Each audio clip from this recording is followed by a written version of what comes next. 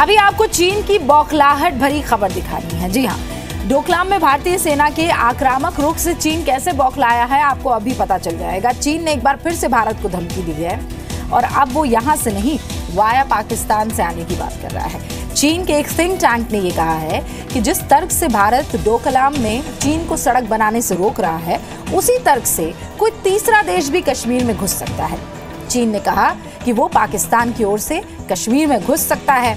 चीन के सरकारी अखबार ग्लोबल टाइम्स में चाइना वेस्ट नॉर्मल यूनिवर्सिटी के सेंटर फॉर इंडियन स्टडीज के निदेशक है लॉन्ग शिंगचुन, उन्होंने लिखा है कि भारत अगर विवादित क्षेत्र के लिए भूटान की मदद कर सकता है तो पाकिस्तान की मदद के लिए कश्मीर में भी तीसरे देश की सेना घुस सकती है। दूसरी ओर डोकलाम विवाद में चीन को कड़ा संदेश देते हुए भारत ने विवादित इलाके में डेरा डाल लिया है। इससे पहले चीन ने डोकलाम से भारत से सेना पीछे हटाने पर ही बातचीत की शर्त रखी थी। आप याद कीजिए G20 सम्मेलन में जब हैम्बर्ग में जर्मनी में मुलाकात होनी थी 20 राष्ट्रीय अध्यक्षों की आपस में, कई फॉर्मल कई इनफॉर्मल तरीके से, लेकिन उसमें भी चीन के विदेश मंत्रालय की तरफ से कहा गया था कि साहब देखिए अभी माहौल ठीक नहीं है, इसीलिए दो राष्ट्रीय अध्यक्ष आपस में बात नहीं कर सकते हैं। लेकिन यही कूटनीति का स्ट्रोक या मास्टर स्ट्रोक प्रधानमंत्री नरेंद्र मोदी ने वहां तस्वीरों के जरिए दिखा दिया, जहां पर उन्होंने मुस्कुराकर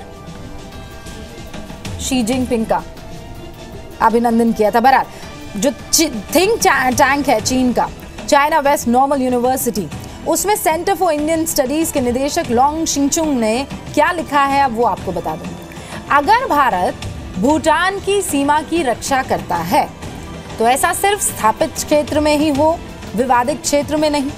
भारत को विवादित इलाके में दखल नहीं देना चाहिए, वो सिर्फ अपने क्षेत्र की बात करे, वरना इसी तर्क के आधार पर पाकिस्तानी सरकार के आग्रह पर एक तीसरा देश या एक तीसरे देश की सेना भारत और पाकिस्तान के बीच विवादित क्षेत्र में भी प्रवेश कर सकती है। भारतीय सेना ने भूटान की मदद के नाम पर डोकलाम इलाके में घुसपैठ की है, ये बकौल उस थिंक टैंक के मैं आपको बता रही हूँ, लेकिन वास्तविकता ये है कि भारत ने भूटान के नाम पर अपनी ही मदद की है।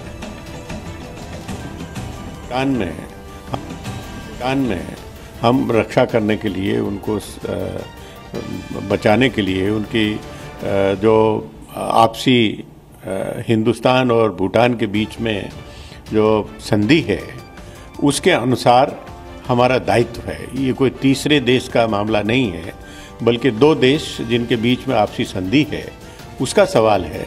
और चीन इस तरह से अनावश्यक रूप से बहानेबाजी ना ढूंढे। चीन की तरफ से तो ये भी धमकी आ गई है कि हमने जिस तरह 1962 में किया था हम दोबारा आप पर हमला कर सकते हैं। तो इस सूरत में परिस्थिति बड़ी नाजुक बनी हुई है।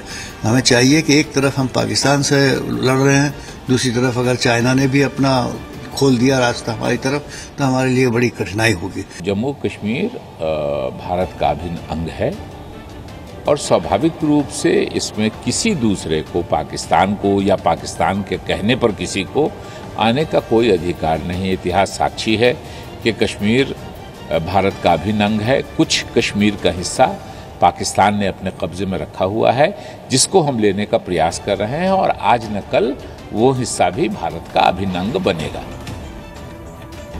और इस पर थोड़ा डिटेल में पर्सपेक्टिव समझने के लिए हमारे साथ कृष्ण मोहन मिश्रा जुड़ गए हैं न्यूज़ रूम से, ज़रा उनका रुख करते हैं।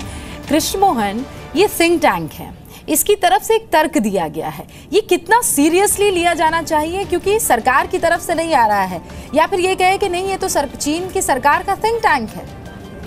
रूबिका, सबसे पहले तो इस समय जो पिछले लगभग 3 हफ्ते हो चुके हैं जो स्टैंड ऑफ चल रहा है, उसको लेकर चाइनीज़ मीडिया, हालांकि इसको चाइनीज़ मीडिया दरअसल सरकार की आवाज़ होती है, चीन में कोई फ्री प्रेस जैसी चीज़ नहीं होती है, तो ग्लोबल टाइम्स एक तरह से सरकार का मुखपत्र होता है। तो चीन अब मीडिया के सहारे हर रोज़ एक नया सॉल्वो, एक नई मिसाइल फायर करता है। अब इस जो थिंक टैंक है उसकी बातों पर आते हैं। उसने कश्मीर का जिक्र किया, पर कश्मीर का जिक्र करते समय वो ये भूल गया कि 1947 में जब कश्मीर भारत में शामिल हुआ था, उस समय देश की 565 प्रिंसली स्टेट्स, रियासतों के सामने ये ऑप्शन रखा गया था कि आप या तो भारत में शामिल हों या पाकिस्तान में, या इंडिपेंडेंट रहें।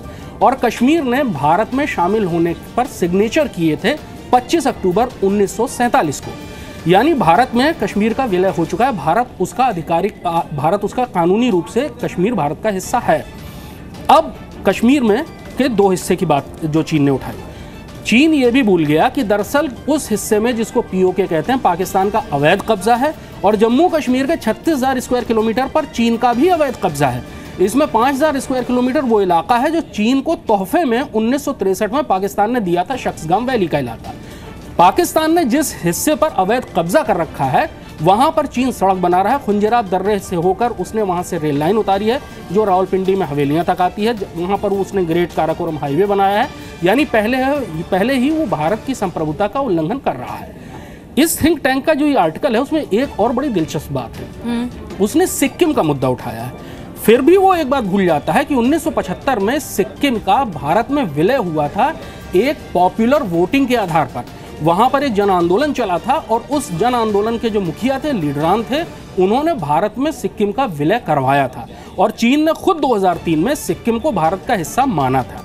अब ये सारी चीज़ें, ये थिंक टैंक जो कि तथाकथित तौर पर भारत से संबंधी रिसर्च करता है, वो इतनी बेसिक जो ऐतिहासिक पॉइंट्स हैं, ऐतिहासिक तथ्य हैं, जिनको कि एक 8वीं या 10वीं में पढ़ने वाला लड़का भी जानता है, अगर वो भारत का इतिहास पढ़े, उसको भी बड़ी कन्वीनियंटली चीन भुलाता जा रहा है। चीन की दरअसल ये एक आदत है, एक उसका तरीका है, उसकी स्ट्रेटेजिक जो काम करने का तरीका है, उसका ये एक अटूट हिस्सा है कि ज़मीन पे कब्जा करो, इतिहास को अपने हिसाब से तोड़ो मरोड़ो, ऐतिहासिक तथ्य जो हैं उनको जो आपके लिए कन्वीनियंट हो उन्हें आप स्वीकार करें, जो कन्वीनियंट नहीं उन्हें भूल जाएं, और साथ ही दूसरी संधियों, दूसरे कानूनों को भी अपने हिसाब से तोड़ो मरोड़ो।